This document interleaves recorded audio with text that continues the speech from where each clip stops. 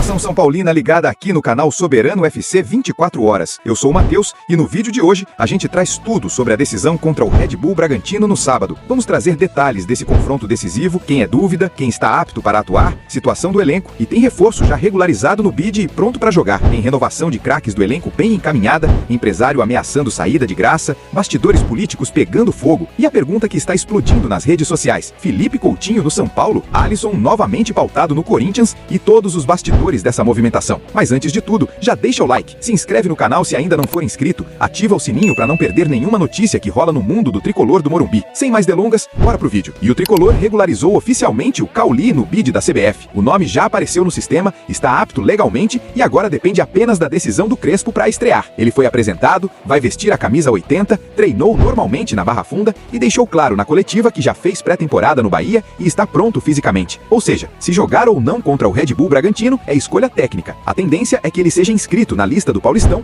retirando o João Pedro da lista A, uma manobra que o clube já tinha planejado. O jogo é sábado, às 18h30 em Bragança Paulista, pelas quartas de final do Campeonato Paulista. Jogo eliminatório, fora de casa, pressão alta. Cauli chega para ser o meia organizador que o próprio Crespo disse que o elenco não tinha. Ele é um jogador de passe vertical, boa finalização de média distância e que participa muito do jogo. A expectativa interna é que ele aumente a criatividade do time, principalmente contra equipes que marcam em bloco médio e pressionam saída de bola, como é o caso do Bragantino. Falando do elenco, Ferreirinha é dúvida. Ele está com sobrecarga no adutor da coxa direita, fez trabalhos internos no CT e ainda não treinou com contato total. Existe chance de ir para o jogo, mas não está confirmado. E o momento dele também pesa. Em 2025 e início da temporada atual, são 41 jogos, 7 gols e 2 assistências. Apenas 9 participações diretas em gol. A torcida tem cobrado muito pela irregularidade. Ele cria, dribla, acelera, mas erra demais na decisão final. Já Arboleda treinou normalmente e está à disposição. Chegou no prazo, sem atrasos dessa vez, e reforça o sistema defensivo num jogo que promete muita bola aérea e transição rápida. A presença dele muda o patamar da defesa. Damian Bobadilla também volta. Ele se recuperou de um trauma na coxa direita e participou normalmente das atividades. Deve ser relacionado e pode até começar jogando, já que é peça importante na intensidade do meio-campo. Sobre André Silva, ele está na fase final de transição após lesão no joelho. Já participa de parte dos treinos, mas sem choque físico. A expectativa é retorno no início de março. Para esse sábado ainda é improvável, até pela intensidade do jogo e por ele estar voltando agora. Do outro lado, o Bragantino tem problemas importantes. Estão no departamento médico Guzmán Rodrigues, Vanderlan, Fabrício, Sacha, Alex Vinícius, Matheus Fernandes e Rodriguinho. O lateral Juninho Capixaba também preocupa após sair com dores no joelho. Ou seja, o adversário também chega desfalcado. Mesmo assim, o Bragantino mantém um estilo claro: pressão alta, intensidade física e transição rápida pelos lados. Jogar em Bragança Paulista nunca é simples. Campo mais compacto, jogo acelerado e torcida pressionando. Bom, rapaziada, o resumo do cenário é: Cauli regularizado e pronto para a estreia, Arboleda e Bobadilla reforçando, Ferreirinha ainda dúvida, André Silva perto de voltar, adversário com baixas importantes e um jogo decisivo fora de casa que pode definir o rumo do São Paulo no estadual. Esse é o panorama completo para sábado. No mercado da bola do São Paulo, a prioridade neste momento é blindar os pilares do elenco. A diretoria já sinalizou e deve abrir oficialmente na próxima semana as negociações para renovar os contratos de Lucas Moura e Jonathan Calleri. Pelo que foi apurado, os dois casos já tiveram conversas iniciais, aquela sinalização básica de interesse mútuo,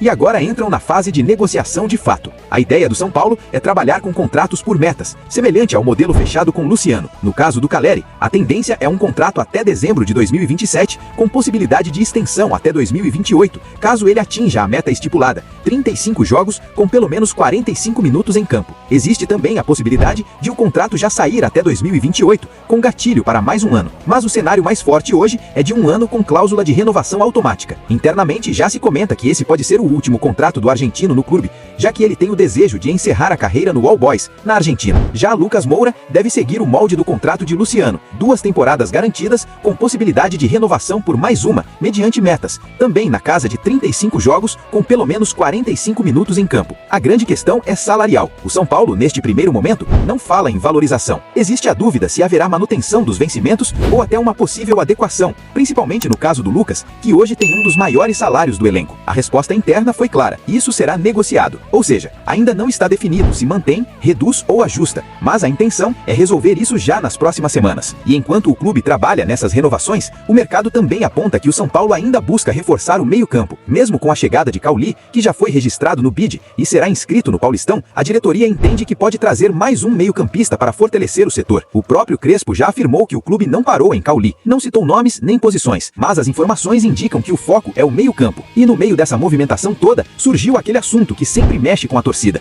Felipe Coutinho livre no mercado. O meia de 33 anos rescindiu o contrato com o Vasco, fez comunicado oficial, agradeceu, encerrou o vínculo e automaticamente passou a ficar disponível para ouvir propostas. Bastou isso para começar o burburinho nas redes sociais, torcedor marcando o São Paulo, pedindo contratação, criando campanha digital, aquela pressão digital que a gente já conhece. Mas vamos colocar o pé no chão. Internamente a informação é clara, não existe absolutamente nada entre São Paulo e Coutinho. Nenhuma conversa, nenhuma sondagem, nenhum movimento. Zero. E não é nenhuma questão técnica, é principalmente financeira. No Vasco, o Coutinho tinha vencimentos na casa de R$1 milhão por mês. É um valor completamente fora da realidade atual do São Paulo, que está justamente tentando ajustar folha, trabalhar com contratos por metas, evitar compromissos pesados de longo prazo. E aí eu pergunto pra você, torcedor, será que a gente não aprendeu nada com os últimos episódios? James Rodrigues chegou com status de estrela internacional, contrato alto, expectativa enorme e praticamente não jogou. Daniel Alves foi outra contratação de impacto, salário gigantesco, projeto construído em cima do nome e terminou em desgaste e problema financeiro. São exemplos recentes, vivos na memória do clube. O São Paulo hoje trabalha com outra lógica. Está renovando com Lucas e Caleri dentro de um modelo com metas, tentando equilibrar folha, valorizando quem já está adaptado ao clube e, ao mesmo tempo, a torcida cobra oportunidade para a base,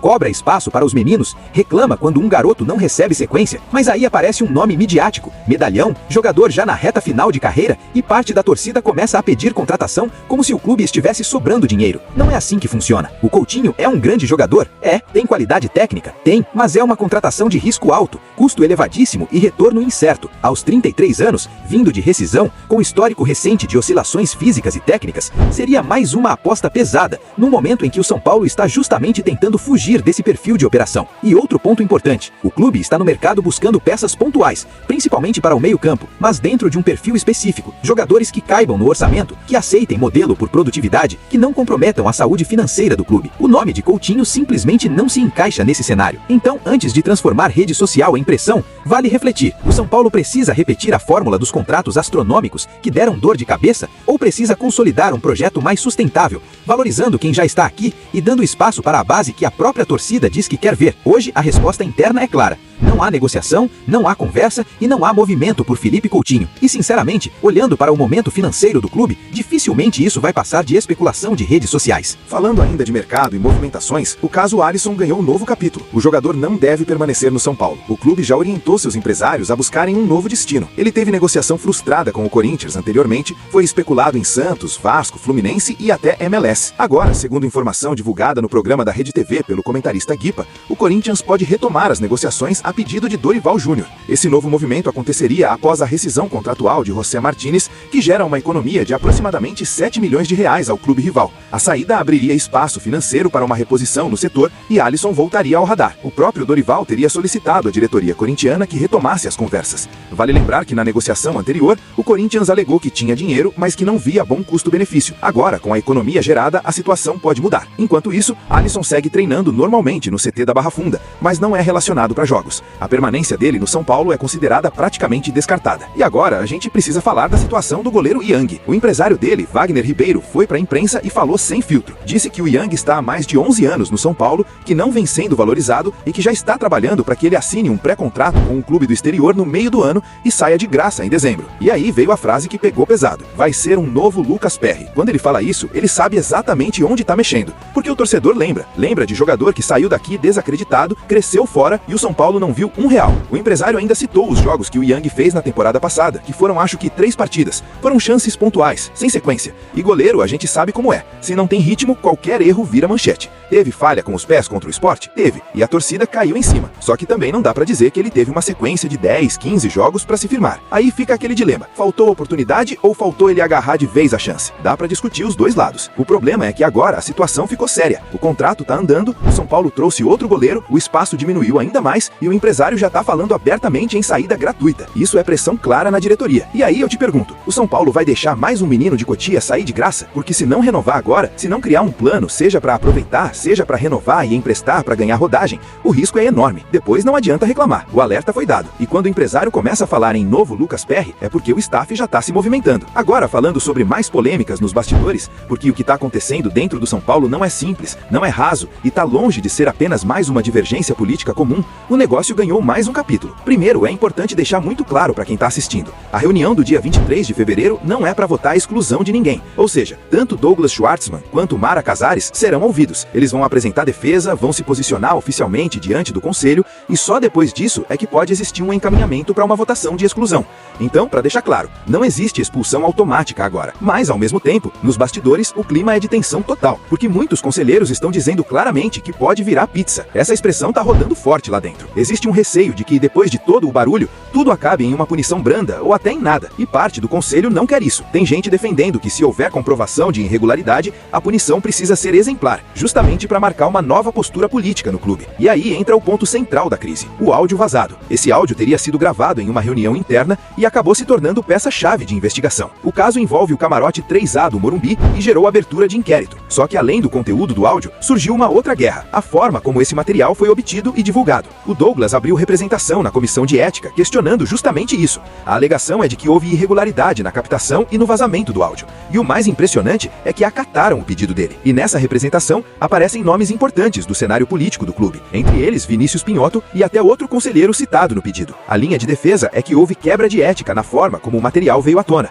e que isso também precisa ser apurado. Ou seja, não é só o que foi dito no áudio que está em discussão, é quem gravou, como gravou, quem teve acesso e quem divulgou. Que cara de pau, hein, o senhor Douglas? É brincadeira. A audiência na comissão de ética para tratar dessa representação foi marcada para o dia 2 de março, às 19 horas. Então percebam como o processo está dividido. De um lado, a oitiva no dia 23, do outro, a análise da representação envolvendo o vazamento do áudio no começo de março. São frentes paralelas que aumentam ainda mais a tensão interna no clube. E no meio desse cenário político pesado, surge também o nome de Outen Aires. Nos bastidores, circulou a informação de que ele estaria se articulando politicamente, reunindo forças e até documentos, numa movimentação que poderia enfraquecer o atual presidente Arrim Assis. A leitura que alguns fazem é que Outen tem o desejo claro de assumir a presidência e estaria construindo esse caminho internamente. Por outro lado, pessoas próximas a ele negam qualquer tipo de articulação golpista ou movimento imediato para derrubar a atual gestão. Mas o simples fato desse tipo de conversa estar circulando já mostra o tamanho da instabilidade política que o clube atravessa. Então o cenário hoje é esse. Dia 23 tem oitiva, não é expulsão, existe forte pressão para que o caso não termine sem consequência,